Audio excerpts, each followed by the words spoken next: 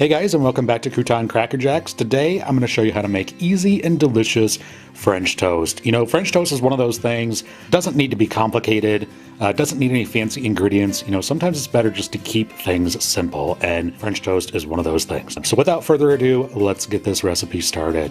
Alright, first thing, obviously, I'm going to need a batter for my bread. So on a pie plate here, I'm just going to crack in 2 large eggs, and do better than I did, and try not to get shells in your eggs. No one likes crunchy bits in their French toast. I'm just going to crack those 2 eggs into a pie plate, and using a fork, I'm just going to break these up a little bit before I add the rest of the ingredients. The reason I'm using a pie plate here is for when I go to coat my bread, it's just easier to do it in a wide, shallow bowl. To my eggs, I'm going to add in 1/4 cup of milk. You could also use cream or half and half if you're feeling decadent.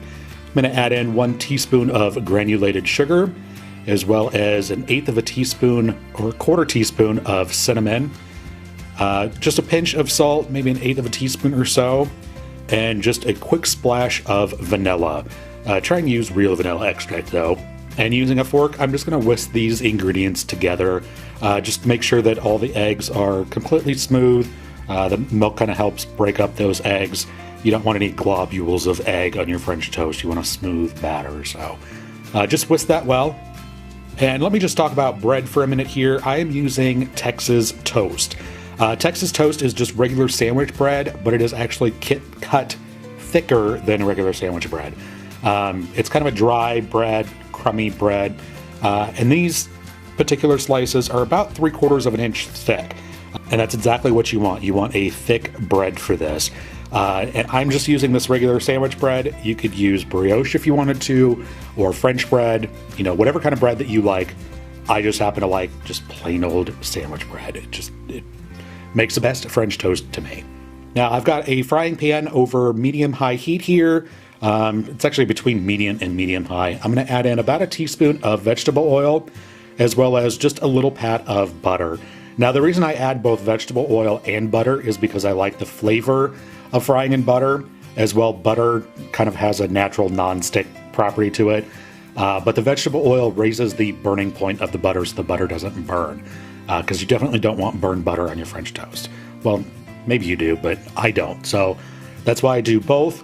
And you want to make sure that your butter and oil are hot before you add in your first piece of French toast. Otherwise, your French toast is going to stick, and you don't want it to stick. And you know when it's ready when the solids, the milk solids in the butter start to brown. I don't know how well you can see this in the video, but they're just starting to turn golden. That is the exact time that your pan is ready for your French toast. So what I'm going to do is just kind of mix up my French toast, my batter mixture a little bit here. Make sure that the cinnamon isn't, you know, sinking to the bottom. And dunk your bread just really quickly on one side, flip it over, get it coated on the other side, let it drip a little bit, and then add that to your pan. Now, a lot of recipes for French toast call for you to soak the bread. I do not like soaked bread for French toast. Maybe you do, I don't. I like my French toast to not be custardy. I like it to still be bread in the center. So I just do a light coat on both sides, and I'm just gonna let this go for a couple minutes until it gets nice and golden brown on the bottom. Don't be tempted to move your bread around, you know, just let the pan do its work, let the heat do its work.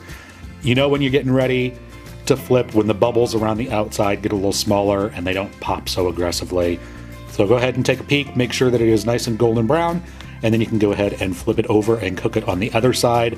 Again, just cook it for a minute or two, just until those bubbles around the outside kind of simmer down. And then you can go ahead and remove that off to the plate. Add just a little bit more butter and vegetable oil to your pan between each slice, and continue frying up the rest of your French toast. And this mixture, using 2 eggs, will do, for me personally, 6 pieces of Texas toast, which is just perfect for me and my roommate. So yeah, just go ahead and keep French toasting all of your bread pieces, and then you can go ahead and pour some delicious maple syrup right over top. If you're feeling extra decadent, dust the top with a little bit of powdered sugar if you'd like. You can serve these with fried eggs and bacon on the side, or if you want, just like a little bowl of fresh fruit would be delicious. But yeah, like I said, sometimes it's better just to keep things simple, and French toast is one of those things. So Go ahead and give this recipe a try. If you do and you like it, go ahead and let me know down below in the comments. If you like this video, be sure to give it a thumbs up, subscribe for more deliciousness, and keep up to date on all my latest videos. Thanks so much for watching, and we will see you next time.